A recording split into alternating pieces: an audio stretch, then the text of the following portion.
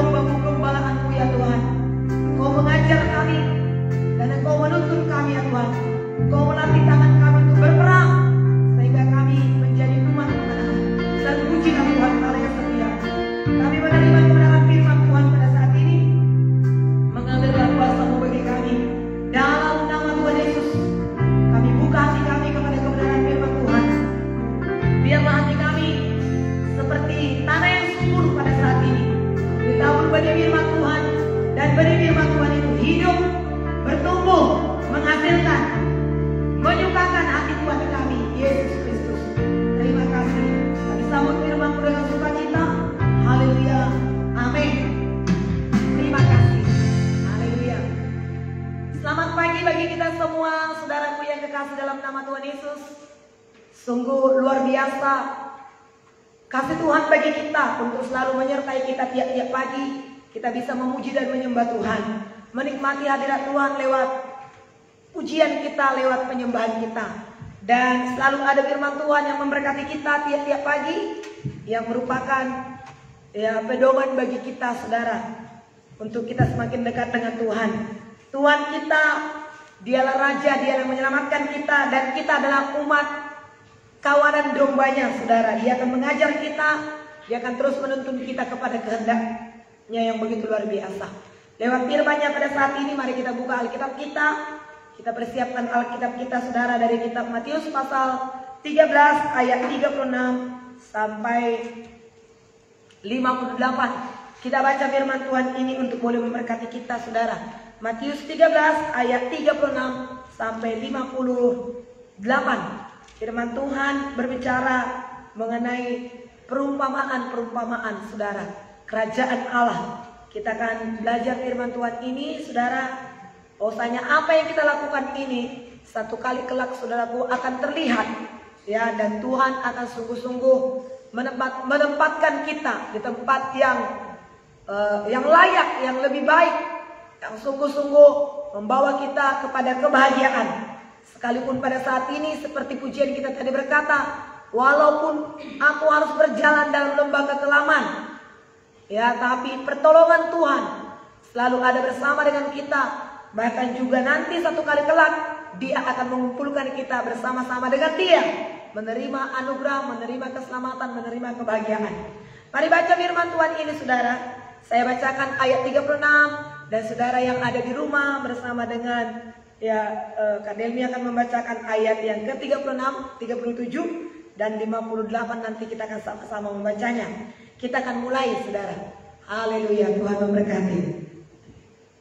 Penjelasan perumpamaan tentang lalang di antara gandum.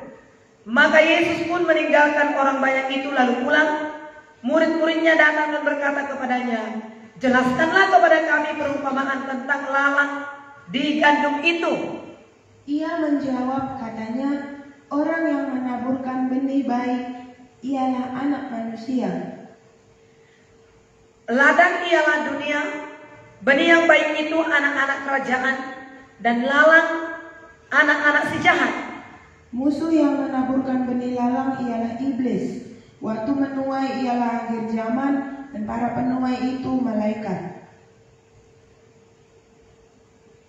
Maka seperti lalang itu dikumpulkan dan dibakar dalam api, demikian jugalah pada akhir zaman. Anak Manusia akan menyuruh malaikat-malaikatnya, dan mereka akan mengumpulkan segala yang menyesatkan dan semua orang yang melakukan kejahatan dari dalam kerajaannya. Semuanya akan dicampakkan ke dalam dapur api. Di sanalah akan terdapat ratap dan kertak gigi. Pada waktu itulah orang-orang benar akan bercahaya seperti matahari dalam kerajaan Bapa mereka. Siapa bertelinga, hendaklah ia mendengar. Perumpamaan tentang harta terpendam dan mutiara yang berharga.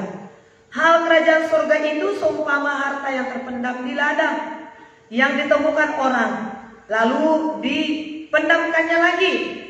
Oleh sebab sukacitanya, ia menjual seluruh miliknya, lalu membeli ladang itu. Demikian pula hal kerajaan sorga, itu seumpama seorang pedagang yang mencari mutiara yang indah. Setelah ditemukannya mutiara yang sangat berharga, ia pun pergi menjual seluruh miliknya, lalu membeli mutiara itu. Demikian pula hal kerajaan sorga, itu seumpama pukat yang dilabuhkan di laut, lalu mengumpulkan berbagai-bagai jenis ikan. Setelah penuh, pukat itu pun diseret oleh orang ke pantai. Lalu duduklah orang dan mengumpulkan ikan yang baik ke dalam pasu, dan ikan yang tidak baik mereka buang. Demikian juga pada akhir zaman, malaikat-malaikat akan datang memisahkan orang jahat dari orang benar. Lalu mencampakkan orang jahat ke dalam dapur api. Di sanalah akan terdapat ratap dan kertak gigi. Mengertikah kamu semuanya itu? Mereka menjawab, ya, kami mengerti. Maka berkatalah Yesus kepada mereka, karena itu setiap ahli Taurat yang menerima pelajaran dari hal kerajaan surga itu seumpama tuan rumah yang mengeluarkan harta yang baru dan yang lama dari perbendaharanya. Setelah Yesus selesai menceritakan perumpamaan-perumpamaan itu, lalu pun pergi dari situ. Setibanya di tempat asalnya, Yesus mengajar orang banyak di situ, di rumah ibadat mereka. Maka takjublah mereka dan berkata, dari mana diperolehnya hikmat itu dan kuasa untuk mengadakan mujizat-mujizat itu? Bukankah ia ini anak tukang kayu? Bukankah ibunya bernama Maria dan saudara-saudaranya Yakobus, Yusuf, Simon dan Yudas? Dan bukankah saudara-saudaranya perempuan semuanya ada bersama kita? Jadi dari mana diperolehnya semuanya itu? Lalu mereka kecewa dan menolak dia. Maka Yesus berkata kepada mereka, seorang nabi dihormati di mana-mana kecuali di tempat asalnya sendiri dan di rumahnya. 58 bersama-sama. Dan karena ketidakpercayaan mereka, tidak banyak mujizat dilakukannya di situ. Ya. Amin. Amin. Puji Tuhan, saudara. Kita sudah membaca firman Tuhan ini, ya saudara, bagaimana Tuhan Yesus mengajar murid-muridnya tentang berbagai-bagai perumpamaan. Dan perumpamaan-perumpamaan yang diajarkannya pada saat ini adalah perumpamaan tentang kerajaan sorga, hal kerajaan sorga. Yang pertama dikatakan di sini, saudara, mengenai ya perumpamaan tentang lalang di antara gandum. Nah, kalau kita lihat di sini ayat 36 bacaan kita hari ini, tapi itu adalah penjelasan daripada ayat yang ke-24. Bagaimana dikatakan ayat 24 di sini, Yesus membentangkan satu perumpamaan lain kepada mereka, katanya hal kerajaan surga itu seumpama orang yang menaburkan benih yang baik di ladangnya. Nah, 25, tetapi pada waktu semua orang tidur, datanglah musuhnya menabur benih lalang di antara gandum itu. Lalu pergi. Ketika gandum itu tumbuh dan mulai bergulir, nampak jugalah lalang itu. Maka datanglah hamba-hamba Tuhan itu dan berkata, Tuhan, bukankah benih yang baik yang Tuhan taburkan di ladang Tuhan? Dari manakah lalang itu? Jawab Tuhan itu, seorang musuh melakukannya. Lalu berkatalah hamba itu kepadanya, jadi maukah Tuhan supaya kami pergi mencabut lalang itu? Tetapi ia berkata, jangan, sebab mungkin gandum itu akan tercabut pada waktu kamu mencabut lalang itu. Biarkanlah keduanya tumbuh bersama-sama sampai pada waktu menuai.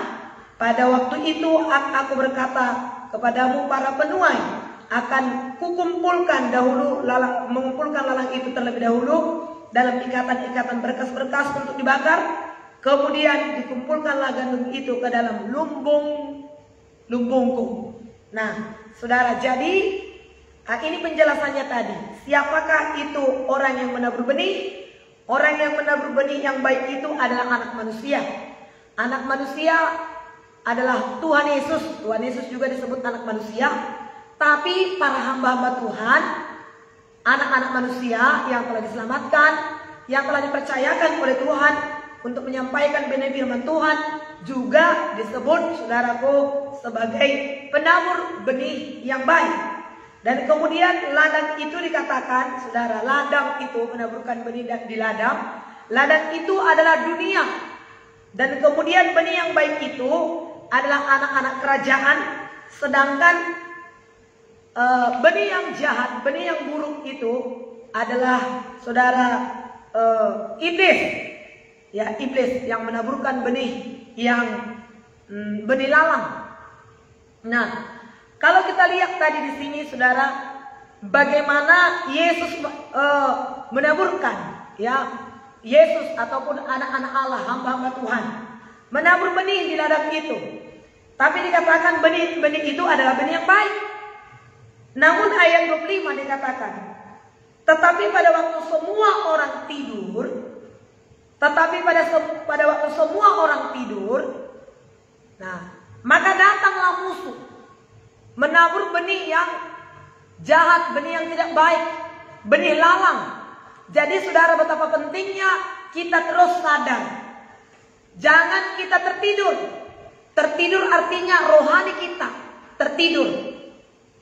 Jangan sampai kita lalai, tapi tetaplah kita sadar supaya benih-benih yang tidak baik itu tidak ada di dalam hati kita.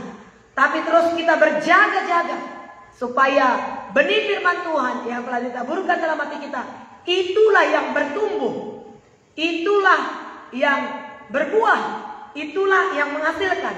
Namun kalau dikatakan tadi ladang dunia, ya berarti berbagai, ya luas, ladang yang luas, berbagai macam orang.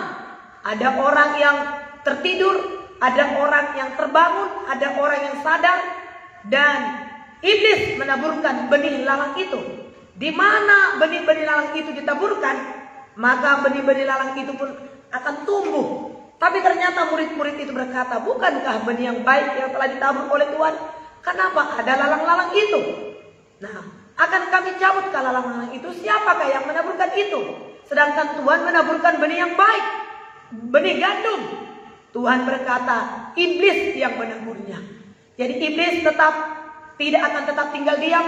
Iblis akan tetap juga gencar untuk menaburkan benih-benih yang tidak baik. Apakah benih-benih yang tidak baik itu? Yaitu kebencian, dosa, percabulan, ya iri hati, kebencian, penyembahan berhala, mementingkan diri sendiri, dendam, amarah, egois, ya, ingin dipuji, mengumpulkan harta untuk diri sendiri, ya, mengarahkan hati dan pikirannya kepada perkara-perkara dunia. Itulah benih-benih yang tidak baik. Ya, memberitakan firman Tuhan tetapi lain motivasinya, untuk mencari penghormatan atau untuk mencari uang, mencari kepentingan sendiri. Nah, itulah benih-benih yang tidak baik. Itulah benih-benih lalang, saudara. Tapi pada saatnya nanti murid-murid berkata, akan kami cabutkah itu Tuhan? Tapi Tuhan berkata, tidak, jangan. Sebab ketika kamu nanti mencabutnya, nanti bisa benih yang baik itu, gandum itu akan tercabut. Tapi akan tiba nanti saatnya, pada waktu penuaian, maka penuai itu akan mengumpulkan berkas-berkas gandum dan juga akan mengumpulkan juga lalang itu. Lalang itu untuk dibakar. Tetapi berkas-berkas gandum itu untuk dikumpulkan ke dalam lumbungku ke sorga, saudara. Ya, jadi apa yang kita lakukan pada saat ini, satu saat nanti akan terlihat semua. Oleh sebab itu kitab Kolose pasal 3 berkata, apapun yang kamu perbuat, apapun yang kamu lakukan, lakukanlah seperti untuk Kristus. Jadi lalang itu dikumpulkan untuk dibakar, tetapi benih gandum itu dikumpulkan di lumbung Tuhan. Artinya dikumpulkan di sorga, saudara. Nah, ayat yang ke-43, saudara, dikatakan di situ, pada waktu itulah orang-orang benar akan bercahaya seperti matahari dalam kerajaan Bapa mereka. Siapa yang bertelinga hendaklah ia mendengar. Nah, bagaimanapun keadaan dunia pada saat ini, mungkin ada begitu dekat dengan benih gandum itu, dengan gandum itu, saudara, begitu dekatnya lalang itu. Tetapi saudara, satu saat nanti akan terlihat gandum itu nanti akan bercahaya seperti matahari. Dia akan bersinar, dia akan menyinari sekeliling. Untuk itu saudara, firman Tuhan disampaikan kepada kita pada saat ini, teguhkan hati kita. Jangan pernah hati kita, iman kita goyah. Sebab apa yang kita lakukan pada saat ini, sungguh ada upah yang menantikannya. Ayat yang ke-44, hal kerajaan sorga itu seumpama harta yang terpendam di ladang, yang ditemukan orang lalu dipendamkannya lagi. Oleh sebab sukacitanya ia pergi, ia menjual seluruh miliknya, lalu membeli ladang itu. Demikian juga hal kerajaan surga itu seperti seorang yang mencari mutiara yang indah. Setelah ditemukan mutiara yang sangat berharga, ia pun pergi menjual seluruh miliknya, lalu membeli mutiara itu. Jadi, saudara, dikatakan tadi harta yang terpendam, juga mutiara yang indah. Panggilan Tuhan dalam kehidupan kita sangat mulia. Panggilan Tuhan dalam hidup kita sangat indah, sangat berharga. Oleh sebab itu hargakan dan saudaramu jaga, pelihara. Jangan seperti Esau. Esau meringankan hak sulungnya. Dia berkata, untuk apakah ini padaku? Sebentar lagi juga aku mau mati. Tapi ada Yakub yang sungguh sangat menginginkannya. Yakub sangat menginginkan hak kesulungan itu. Maka dia dapatkan, sampai menipu pun dia dapatkan demi hak kesulungan itu. Tapi Esau meringankan, untuk apa? Apa artinya itu bagiku? Dia nggak tahu betapa mahalnya berkat hak kesulungan itu. Maka dia berkata, berikanlah kepadaku yang merah-merah itu. Berikanlah sedikit padaku yang merah-merah itu. Sedang Yakub sedang memasak kacang merah. Dia pulang sudah lapar. Berikanlah kepadaku. Yakub berkata, berikan dulu kepadaku hak sulungmu itu. Udah, ambil aja, untuk apa itu? Bagiku nggak ada juga artinya. Toh juga sebentar nanti aku akan mati.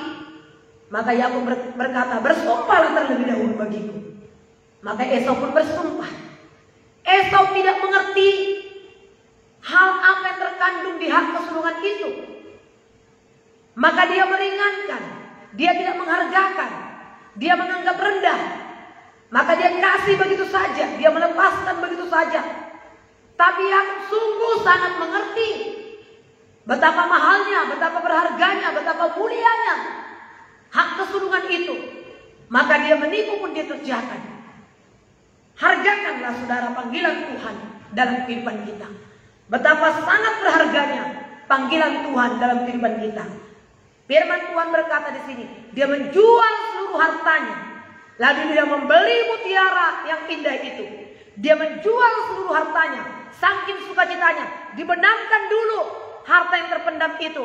Lalu dia pergi, dia jual semua hartanya. Harta yang paling berharga adalah panggilan Tuhan dalam kehidupan kita. Oleh sebab itu hargakan saudara. Karya terbesar dalam hidupku, pengorbananmu yang selamatkanku. Engkaulah harta yang tak ternilai, yang ku miliki dan ku hargai. Yesus, Engkau ku kagumi. Harta yang tak ternilai, itulah Yesus. Itulah keselamatan, itulah panggilan kita. Dan Tuhan telah memanggil kita, Tuhan telah memilih kita. Hargakan keselamatan itu, saudara. Ya, banggalah menjadi hamba-hamba Tuhan, anak-anak Tuhan yang telah dipercayakan oleh Tuhan. Dia menjadi harta yang tak ternilai bagi kita.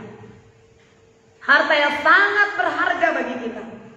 Dia jual semua hartanya demi harta terpendam ini, saudara. Apakah gunanya kau miliki seluruh dunia ini tapi kehilangan nyawanya? Dan apakah yang dapat diberikan sebagai ganti nyawanya? Puji Tuhan, saudara. Kalau kita sudah menemukan keselamatan, kalau kita sudah menemukan Yesus sebagai harta yang tak ternilai dalam kehidupan kita, tetaplah setia, tetaplah menyala, tetaplah melayani Tuhan, tetaplah duduk di bawah kakinya untuk menerima kuasa, kasih-Nya, pengampunannya, kekuatannya bagi kita tiap-tiap hari. Puji Tuhan, saudara. Kemudian dikatakan lagi ayat 47, perumpamaan tentang pukat. Kerajaan surga itu sama seperti pukat yang dilabuhkan di laut. Ia mengumpulkan berbagai-bagai jenis ikan. Setelah penuh pukat itu pun diseret orang ke pantai. Lalu duduklah mereka mengumpulkan ikan. Ikan-ikan yang baik dimasukkan ke dalam pasu. Kemudian ikan-ikan yang tidak baik dibuang. Demikianlah nanti pada akhir zaman. Ya, hampir sama sebenarnya tadi, saudara berikan kasih, ya. Hampir sama ini tentang kerajaan Allah ini, saudara. Ya, jadi dengan lalang itu, gandum di antara lalang itu. Lalang dibakar, dikumpulkan untuk dibakar, dan gandum dikumpulkan juga untuk dikumpulkan ke dalam lumbung Allah. Ikan-ikan yang baik ini juga, saudara berikan kasih, ya, dikumpulkan ke dalam pasu ke sorga. Sedangkan ikan-ikan yang tidak baik itu dikumpulkan untuk dibuang. Jadi apa yang kita lakukan pada saat ini? Ya, marilah kita menjadi orang yang baik, menjadi orang yang benar, ya, supaya kita dikumpulkan ke dalam pasu Allah, dikumpulkan ke dalam kerajaan surga, dan kita akan menerima kebahagiaan yang daripada Tuhan kita. Dan saudara, seperti pukat dikatakannya, menangkap semua orang, menangkap semua ikan-ikan. Ikan yang baik, ikan yang buruk, ikan yang jelek. Nah, sekarang ini juga berita firman Tuhan disampaikan kepada setiap orang. Ada begitu banyak hamba-hamba Tuhan pada saat ini dengan berbagai cara untuk menyampaikan firman Tuhan. Ada secara live seperti ini, seperti kita, saudara. Ada seperti ibadah minggu, ada perkunjungan yang datang ke rumah-rumah saudara untuk mengunjungi kita, mengunjungi orang-orang lain. Tapi saatnya nanti, saudara, akan tiba. Siapakah orang-orang benar? Akan dikumpulkan nanti oleh para malaikat. Mereka akan duduk dan memilih-milih ikan itu. Ikan yang baik dikumpulkan ke dalam pasu, sedangkan ikan yang buruk dikumpulkan untuk dibuang. Biarlah kita dikumpulkan bersama-sama dengan Tuhan. Dan ikan-ikan yang buruk itu dibakar. Di sanalah terdapat ratap dan kertak gigi. Ada penghukuman. Penghukuman yang kekal. Api neraka. Di mana api neraka itu tidak mati-mati. Ulatnya juga tidak mati-mati. Orang mau membunuh diri, mengakhiri hidupnya, tapi maut malah justru lari daripadanya. Kita sudah membaca itu dari kitab Maleakhi, saudara, pada bulan Desember kemarin. Marilah kita, saudara, sebagai anak-anak Tuhan, anak-anak pilihan Allah, terus setia untuk menghidupi firman Tuhan, untuk melakukan apa yang dikehendaki oleh Tuhan. Nah, di sini, saudara, ayat yang terakhir, bagian yang terakhir, bagaimana Yesus pergi ke kampung halamannya, ke kampung asalnya. Dia mengajar di rumah-rumah ibadat dengan hikmat yang demikian rupa, dengan pengurapan yang demikian rupa. Lalu orang berkata kepadanya, saudara, dari manakah dia dapat hikmat yang demikian rupa? Mereka takjub, tapi ketakjuban mereka tidak mengubah hidup mereka, tidak mengubah pola pikir mereka, tidak mengubah pola pandang mereka. benci. Mereka malah gak suka akan apa yang Tuhan lakukan, akan kuasa Tuhan yang terjadi dalam pelayanan Yesus, dalam pengajarannya. Maka mereka dikatakan, saudaraku, mereka mengundurkan diri. Nah, ayat yang ke 54, setibanya di tempat asalnya Yesus mengajar orang banyak di rumah ibadat mereka. Maka takjublah mereka dan berkata, dari manakah diperolehnya hikmat itu? Dan kuasa untuk mengadakan mujizat-mujizat. Tuhan Yesus mengajar penuh dengan urapan, penuh dengan hikmat. Tuhan Yesus melakukan tanda-tanda ajaib dan mujizat. Orang-orang sakit disembuhkan. Maka orang-orang kampungnya heran, dari mana diperoleh itu semua? Mereka berkata satu dengan yang lain, bukankah ibu dan bapaknya ada bersama-sama dengan kita? Bukankah saudara-saudaranya laki-laki dan saudara-saudaranya perempuan ada bersama-sama dengan kita? Dari mana dia dapat itu semua? Nah, saudara kekasih, maka mereka kecewa dan menolak dia. Sudah demikian rupa Yesus mengajar, malah ada orang yang kecewa. Sudah begitu banyak tanda-tanda ajaib dan mujizat, maka mereka menolak Yesus. Kenapa bisa terjadi demikian? Ada kecemburuan. Cemburu tanda tak mampu. Ada iri hati. Bagaimana pula dia bisa melakukan itu? Saudara-saudaranya ada bersama dengan kita. Bukankah dia anak si tukang kayu itu? Dia lihat latar belakang keluarga Tuhan Yesus secara manusia. Lalu mereka menolak, mereka menjadi kecewa. Dan firman Tuhan berkata di sini ayat 57. Mereka menjadi kecewa dan menolak dia. Maka Yesus berkata kepada mereka, seorang nabi dihormati di mana-mana, kecuali tempat asalnya sendiri dan di rumahnya. Dan di rumahnya. Maka saudara, kita berdoa.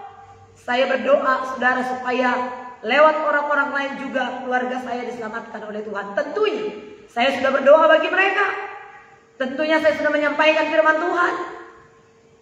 Dulu bapak saya, saudara, saya sampaikan firman Tuhan. Ya, bagaimana dia harus terima Tuhan Yesus sebagai Tuhan dan Juru Selamat pribadi hidupnya. Saya sampaikan juga bagaimana Tuhan Yesus dibaptis. Ya, dia percaya, saudara, dia percaya. Tapi belum sampai kepada bertindak. Kemudian ketika dia datang ke Jakarta, saudara, ketika saya menikah, lalu saya sampaikan kepada teman saya, coba layani bapak saya dulu. Coba layani bapak saya dulu. Tentunya saya sudah lama berdoa untuk bapak saya. Ketika saya menyampaikan firman Tuhan tentang baptisan air, bagaimana Tuhan Yesus dibaptis, ya dia hanya senyum-senyum aja. Dia berkata, iya. Tapi belum ada tindakan. Teman saya melayaninya, saudara. Dia membuka hati. Dia percaya kepada apa yang disampaikan. Lalu dia tindakan, dia lakukan firman Allah. Saya sangat bersyukur. Padahal teman saya itu adalah anak rohani saya. Tentunya pengertian firman Tuhan saya sampaikan kepadanya. Kalau secara bisanya firman Tuhan pada waktu itu, saya lebih bisa firman Tuhan daripada anak rohani saya itu. Tapi kepada anak rohani saya itu, dia patuh, dia tunduk. Saya mau kalau seperti yang kau bilang itu, dikatakan. Lalu dilakukannya firman Allah itu.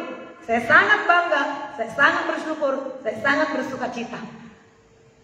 Kadang-kadang ketika kita menyampaikan firman Tuhan kepada keluarga kita, mereka belum bisa menerimanya. Tapi berdoalah, saudara. Karena kisah 16 ayat 31-32 berkata, satu orang selamat, maka seisi rumahnya akan diselamatkan. Jangan kecewa. Sekalipun kita berkali-kali menyampaikan firman Tuhan kepada keluarga kita, kita berdoa, bahkan mungkin kita sudah berkorban, menunjukkan kasih kita kepada keluarga kita. Lalu dia berkata, siapa ini? Aku tahu bapaknya siapa. Dulu kau pernah mencuri. Dulu kamu mencuri telur. Dulu kamu mencuri jeruk dari kebun saya. Bagaimana mungkin kamu bisa sekarang menjadi pendeta? Aku harus dengarkan kamu. Dia ingat masa lalu kita. Dia ingat bagaimana waktu kecil kita. Dia tidak tahu bahwasanya kita sudah menerima Yesus. Bahwasanya kita telah menerima pengampunan. Bahwasanya kita telah menerima kasih karunia Tuhan. Dan Tuhan telah mengubahkan kehidupan kita. Karena kita membuka hati kepada Yesus. Malah orang menjadi kecewa. Orang tidak suka. Orang tidak simpati. Tapi jangan kecewa, jangan tawar hati. Sepanjang kita berdoa, doa kita sampai kepada Tuhan. Doa kita pasti dijawab oleh Tuhan. Ada orang-orang nanti yang akan menyampaikan firman Tuhan. Mungkin orang-orang berkata tidak begitu dalam seperti kita. Orang hanya sepatah kata bisa bicara. Keluarga kita bisa percaya menerimanya. Kenapa? Bukan karena orang itu lebih hebat, tapi memang ada doa yang sudah ditabur selama ini. Jadi jangan berhenti untuk berdoa. Tetaplah doakan keluarga kita. Tetaplah tunjukkan kebaikan-kebaikan. Taburlah kebaikan. Sehingga ketika mereka belum mengakui, tapi mereka sudah memikirkannya. Dan ketika ada orang menyampaikan sepatah kata, firman yang sudah kita sampaikan, perbuatan-perbuatan yang telah kita tunjukkan selama ini, Tuhan kerjakan di dalam hatinya. Karena firman Tuhan berkata, saudara kekasih, Roh Allah akan menghidupkan firman itu yang telah ditabur di dalam hati kita. Memang pada waktu itu dia belum membuka hatinya, tetapi ketika kita menyampaikan firman Tuhan, ketika itu Roh Allah bekerja, dan ketika orang lain juga mengingatkan firman Tuhan, Roh itu menghidupkan begitu luar biasa. Pada saat itu dia bisa menerima kasih karunia Allah. Jadi mari saudara, segala sesuatu yang kita lakukan di dalam Tuhan, baik doa persekutuan kita, 1 Korintus 15 ayat 58 berkata, saudara yang kekasih, saudara-saudara yang kekasih, berdirilah teguh, jangan goyah, sebab persekutuanmu di dalam Tuhan, segala jerih payahmu di dalam Tuhan tidaklah sia-sia. Doa kita yang selama ini yang kita naikkan kepada Tuhan tidak sia-sia. Tuhan akan kerjakan tepat pada waktunya. Memang kita ingin supaya keluarga kita segera diselamatkan. Tapi saudara, firman Tuhan berkata, waktu Tuhan pasti yang terbaik, walau kadang tak mudah dimengerti. Kita rindu supaya keluarga kita itu sesegera mungkin diselamatkan. Supaya sesegera mungkin datang kepada Yesus. Jangan sampai menderita demikian rupa. Tetapi waktu Tuhan, waktu yang terbaik. Naikkanlah doa kita. Teruslah beriman. Iman kita tidak pernah gagal. Firman Tuhan tidak pernah gagal. Apa yang dikatakan oleh Tuhan pasti digenapi.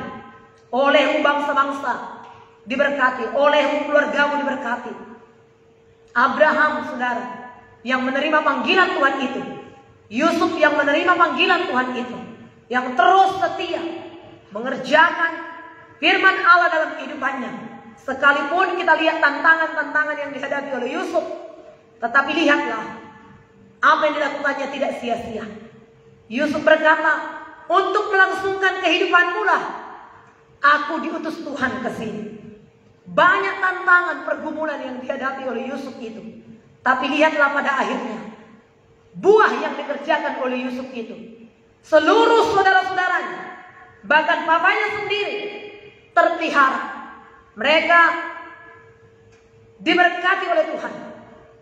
Di mana-mana terjadi kelaparan, tapi Yusuf sudah mendahului perjalanan mereka, sehingga mereka bisa menyambung kehidupan mereka.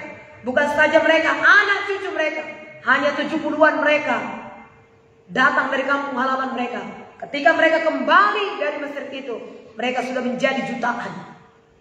Itu hanya karena satu orang Yusuf yang dengan setia, yang dengan tekun mempertahankan imannya dan melakukan kehendak Allah, maka seluruh keluarganya diselamatkan oleh Tuhan. Orang tuanya diselamatkan, saudara-saudaranya diselamatkan. Siapakah saudara-saudaranya ini? Apakah saudara-saudaranya ini adalah saudara-saudara yang baik? Pada dasarnya mereka adalah orang-orang yang membenci.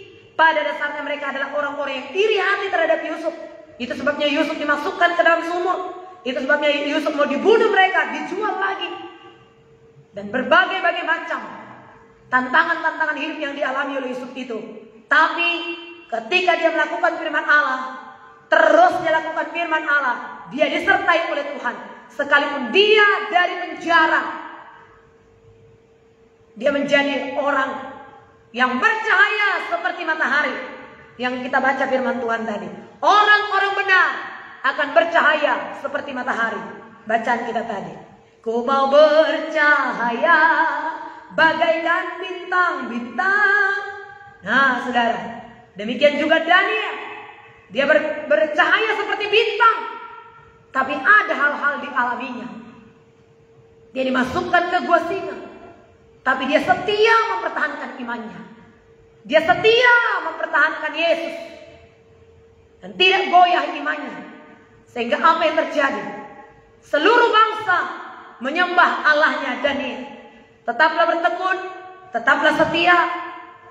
Sebab ada upah yang menanti kita. Besar upahmu, besar upah kita, saudara. Satu saat nanti akan terlihat apa yang kita lakukan ini sungguh-sungguh menyenangkan hati Bapa dan sungguh-sungguh membawa kebahagiaan bagi kita. Puji Tuhan, Tuhan memberkati kita. Inilah firman Tuhan menjadi renungan bagi kita sepanjang hari ini. Haleluya, terpujilah Tuhan Allah yang setia. Besarlah kasih-Nya atas kita, saudara. Kita mengangkat pujian walau ku harus berjalan dalam lembah kekelaman. Kita angkat penyembahan ini lagi kepada Tuhan. Namun perlindungan Tuhan, kasih Tuhan, kuasa Tuhan akan terus ada bersama dengan kita, saudara. Terpujilah Tuhan Allah yang setia. Walaupun aku harus berjalan dalam lembah kekelaman. Haleluya. Walau ku harus berjalan dalam lembah kekelaman, perlindungan-Mu, oh Tuhan, nyatalah dalam hidupku. Tiada pernah sedetik pun, tiada pernah Kau tinggalkan. Sungguh mulia dan sempurna, hanya Kau layak disembah. Yesus Engkau juru selamatku, dalam janji-Mu kemenanganku selamanya kan ku nyatakan besar setiamu Tuhan di Tuhan, saudara. Mari kita berkomitmen pada saat pagi hari ini. Sebab hal kerajaan sorga sama seperti mutiara, sama seperti harta yang terpendam di ladang. Maka orang yang menemukan itu pergi menjual seluruh hartanya, lalu membeli harta yang terpendam itu, membeli mutiara yang indah itu. Yesus adalah harta kita yang ternilai. Yesus adalah harta kita yang termahal.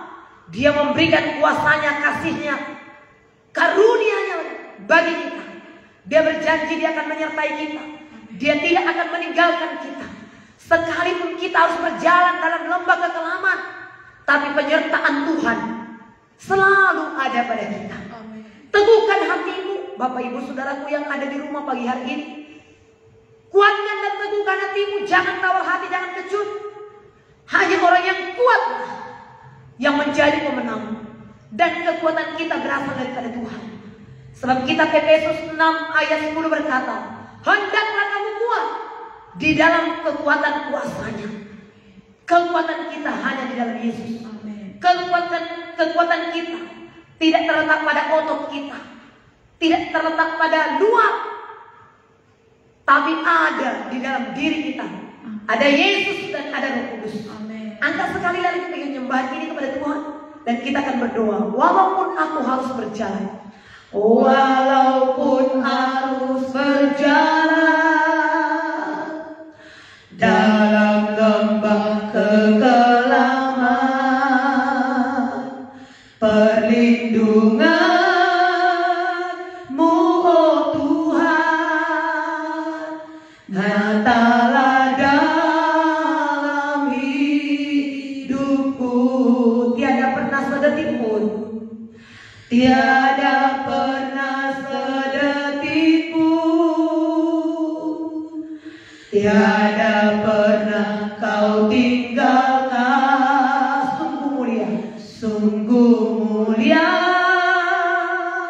dan sempurna, hanya Kaulah yang disembah. Yesus Engkau juru selamatku, dalam janji-Mu kemenanganku, selamanya kan ku nyatakan besar setiamu Tuhan. Di Yesus Engkau juru selamatku, dalam janji-Mu kemenanganku, selamanya kan ku nyatakan besar setiamu Tuhan. Di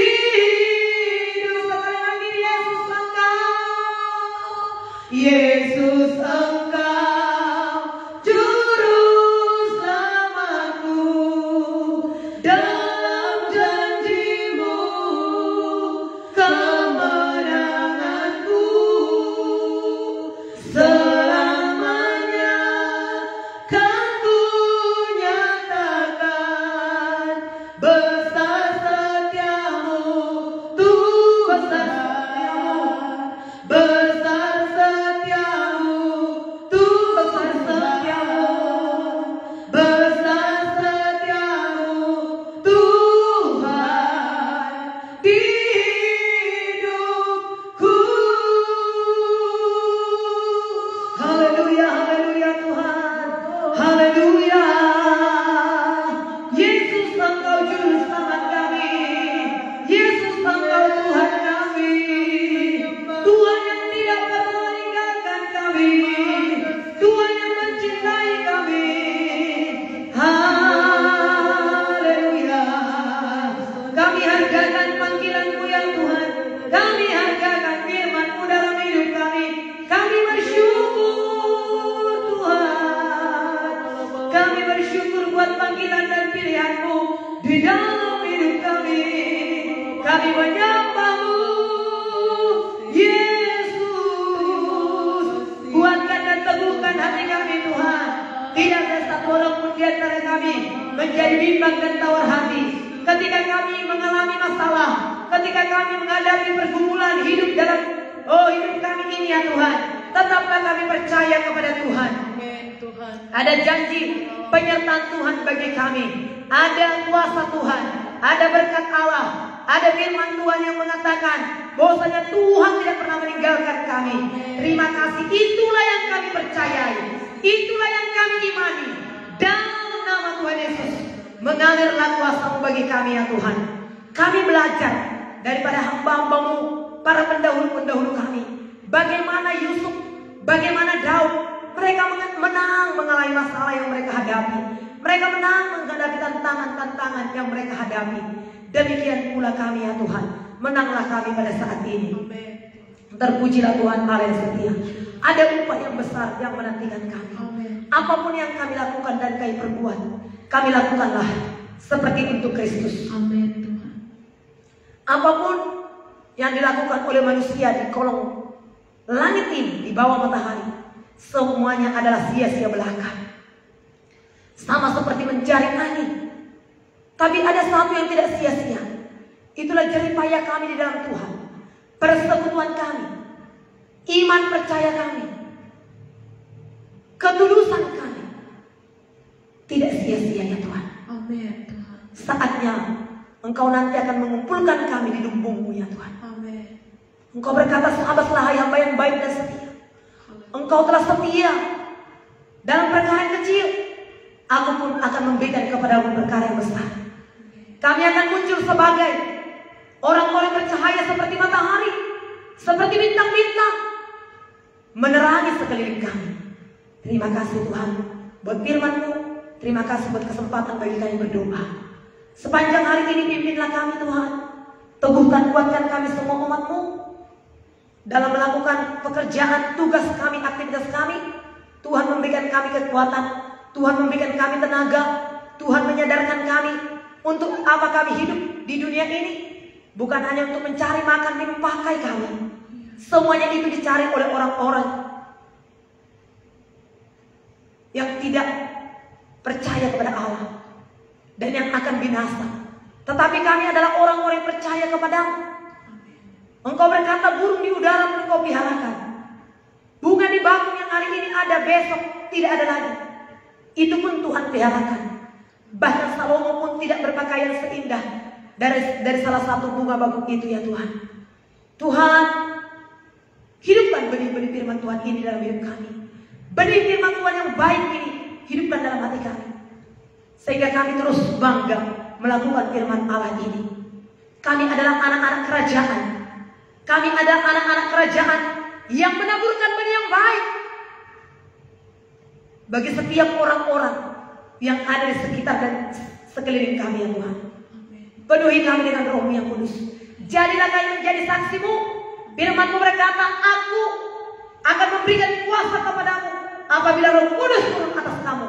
Kamu menjadi saksiku di Yerusalem, Judea, Samaria, sampai ke ujung-ujung bumi. Jadilah hidup kami menjadi saksi Tuhan sepanjang hari ini. Di tempat pekerjaan kami, di rumah kami, di lingkungan kami. Jadikan kami menjadi berkat, jadikan kami menjadi saksi Tuhan. Dan di mana kami berada, tempat itu menjadi tanggung jawab kami. Kami menjadi pendoa di kota kami, di kampung kami, di lingkungan kami ya Tuhan. Kami menjadi pendoa untuk bangsa kami juga. Berkati bangsa negeri kami yang tercinta. Berkati bumi Indonesia. Berkati perekonomian kami. Berkati keamanan kami ya Tuhan. Berkati seluruhnya Tuhan. Ya, roda pemerintahan kami ya Tuhan berjalan dengan baik. Terlebih dan terutama kesehatan di bangsa kami ya Tuhan. Ya, virus-virus yang baru yang bermutasi lagi, Tuhan pada saat ini tidak akan semakin menyebar, tapi semakin habis, semakin lenyap, semakin selesai, semakin berakhir. Sehingga kami bisa dengan leluasa lagi melakukan kehendak Allah dalam nama Tuhan Yesus. Kami serahkan tubuh jiwa roh kami sepanjang hari ini ke dalam tangan-Mu. Tubuh kami sehat, roh kami menyala, iman kami teguh, kami bergairah hidup di dalam Tuhan. Kami menjadi pemenang, bahkan lebih daripada pemenang. Terima kasih. Ini adalah doa kami kepada Bapa, di dalam nama Bapa, Anak, Roh Kudus, dalam nama Yesus Kristus Tuhan. Kami berdoa dan bersyukur kepada Tuhan. Haleluya. Bersama kita katakan amin. Tuhan memberkati kita, saudara. Selamat beraktivitas, selamat berkemenangan. Haleluya. Shalom.